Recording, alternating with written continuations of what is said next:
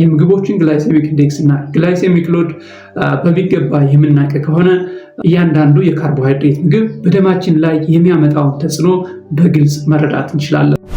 45 እስከ 65% የካርቦሃይድሬት ምግቦችን እንድናካትት ሪኮመንድ ይደረጋል።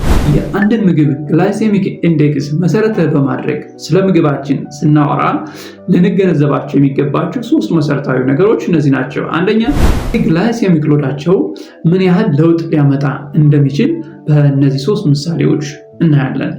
አንድ መካከለኛ መጠን ያለው ወይም 100 ግራም አፕልን እንውሰድና አፕል ዝቅተኛ የሆነ ግላይሴሚክ ኢንዴክስ አለው ወደ 40 አካባቢ።